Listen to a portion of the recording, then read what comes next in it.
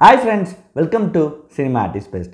Cinema Artist Bestல இப்போ நான் பார்க்க போகிற திரைப்படம் என்னென்னா பியாண்ட் த வால். இந்த திரைப்படம் வெளிநாடு 2022. இது வந்து பார்த்திங்கன்னா ஒரு ஈரான் நாட்டு திரைப்படம்ங்க. திரைப்படத்தின் ரைட்டர் அண்ட் டேரக்டர் யார் சொல்லி பார்த்தீங்கன்னா வகித் ஜலீல் வான். இந்த திரைப்படத்தில் நவீத் முகமது ஜாதே அலியா முதன்மை கதாபாத்திரம் பண்ணியிருக்காரு. அப்புறம் தியானா ஹபீபி லைலாவா அவங்க ஒரு சப்போர்ட்டிங் ரோல் பண்ணியிருக்காங்க. சரிங்க, பியாண்ட் த வால் என்ன மாதிரி கதைக்களம் பார்ப்பாங்க. படத்தின் நாயகனான அலிங்க அவர் வந்து பார்த்திங்கன்னா பார்வையே கொஞ்சம் கொஞ்சமாக இழந்துட்டுருக்காரு. அவர் வந்து ஒரு அப்பார்ட்மெண்ட்டில் வாழ்ந்துட்டுருக்கார். திடீர்னு என்ன ஆகுதுன்னு சொல்லி பார்த்திங்கன்னா அந்த அப்பார்ட்மெண்ட்டில் ஒரு பொண்ணு வந்து ஒரு புகுந்துடுறா. அவன் மேலே என்ன ஒரு குற்றச்சாட்டு இது பண்ணப்படுதுன்னு பார்த்திங்கன்னா அவள் வந்து ஒரு செக்யூரிட்டி ரீசன், அதாவது போலீஸ்க்கும் அவளுக்கு ஏதோ தகராறு, ஏதோ தப்பு பண்ணிவிட்டு வந்து அவங்க வீட்டுக்குள்ளே வந்துடுறா.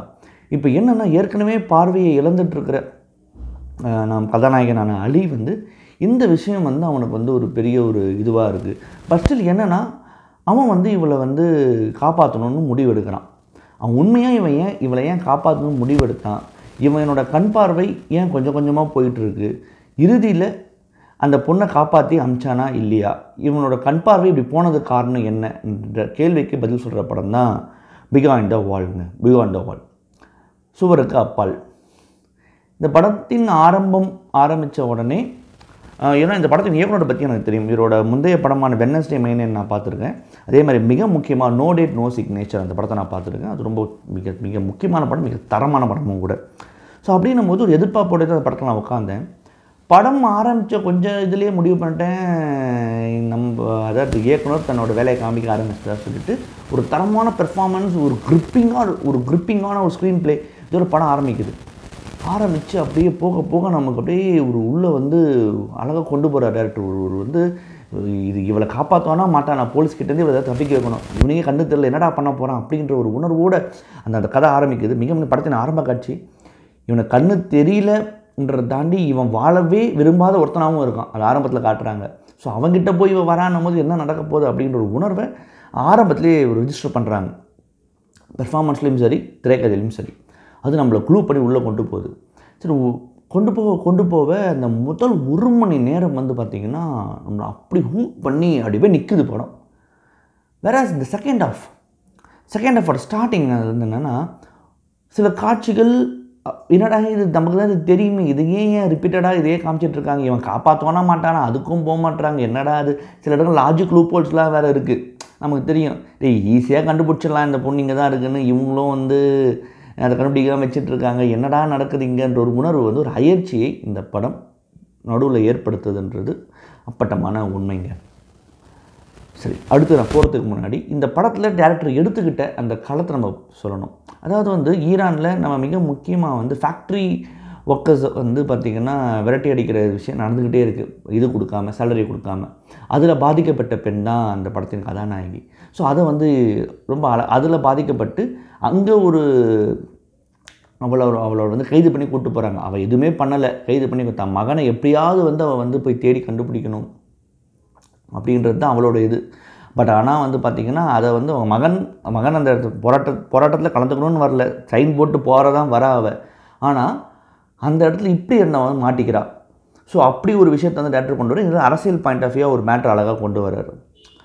இதனிடையில் வந்து மிக முக்கியமாக படத்தின் கதாநாயகி ஒரு லெட்டர் வந்து வந்துகிட்டே இருக்குது வேற ஒரு பொண்ணு கிட்ட இருந்து.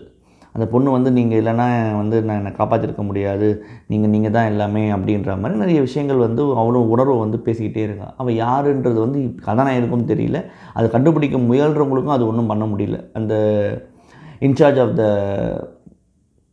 அந்த அப்பார்ட்மெண்ட், இதில் வேறு போலீஸ் ஒரு பிரச்சனை, இந்த பொண்ணையும் காப்பாற்றணுன்ற ஒரு பாயிண்ட் வருது. அந்த இதையே எனக்கு கிளியராக முன்னாடியே சொல்லிட்டேன்னா நான் ஆல்ரெடி பிரேக் பண்ண பாருங்கள். அதாவது படத்தில் 1 மணி நேரம் அப்படி போய் நிற்குது. பட் அந்த 1 மணி நேரத்துக்கு அப்புறமா ஒரு அயற்சி, என்னடா இது லாஜிக் லூப் ஹோல்ஸ் இதெல்லாம் இருக்குது, என்னடா முடிக்க போகிறா டேரக்டர் ஏன்னா அப்படின்ற ஒரு உணர்வு ஏற்படுத்திட்டு அந்த கடைசி 1/2 மணி நேரம் வேறு ஒரு பண்ணுறா டேரக்டர். சும்மா அப்படி இருக்கு நமக்கு, அட்டே யாரா இவன் அப்படின்ற உணர்வை அந்த கடைசி 1/2 மணி நேரம் ஏற்படுத்துதுங்க. ஃபென்டாஸ்டிக்ங்க, தட் வாஸ் ரியலி ஃபென்டாஸ்டிக்ங்க அது. ஏன்னா இந்த அந்த இடத்த அந்த 1/2 மணி நேரத்துக்கு அப்புறம் கொஞ்சமாக ரிவீல் ஆகிட்டே இருக்கும். நம்ம லாஜிக்கலாக நம்ம நினச்சது, நம்ம நிறைய விஷயங்கள் வந்து இது என்ன இப்படி போயிட்டே இருக்கு நினைக்கும் போது கொஞ்சமாக ரிவீல் ஆகி எண்டில் அப்படி போய் நிறுத்தும் போது பிளாஸ்ட் ஆகுது நமக்கு.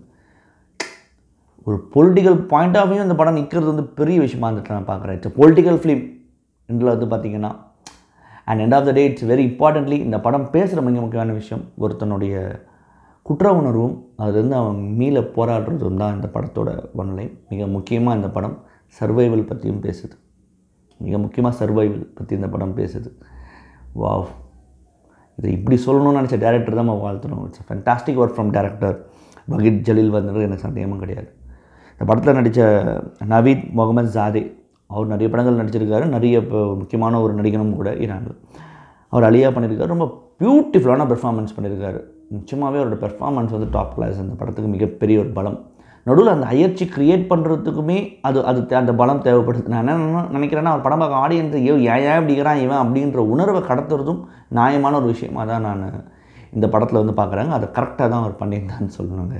அதே மாதிரி லேலாவாக பண்ண டியானா ஹாபிபியோட பெர்ஃபார்மன்ஸும் ரொம்ப நல்லாவே இருந்ததுங்க இந்த படத்தில் வந்து பார்த்திங்கன்னா. சில இடங்களோட பெர்ஃபார்மன்ஸ்லாம் ரொம்ப ரொம்ப பீக்கில் போய் நின்று அழகாக பண்ண மாதிரி இருந்தது. இந்த படம் வந்து பார்த்திங்கன்னா வெனிஸ் ஃபிலிம் ஃபெஸ்டிவலில் நாமினிங்க கோல்டன் லைனுக்கு. டெஃபினட்டாக நீங்கள் பியாண்ட் த வால் படம் பாருங்கள். ஒரு சிறந்த படத்தை பற்றி உங்களுக்கு கண்டிப்பாக இருக்கும் சந்தேகம் இல்லைங்க. மறுபடியும் தரமான உலக சினிமா வீடியோ இல்லை ரீஜனல் சினிமா வீடியோ இல்லை ஷார்ட் ஃபிலிம் வீடியோ சந்திக்கிறேன். நன்றி, வணக்கம்.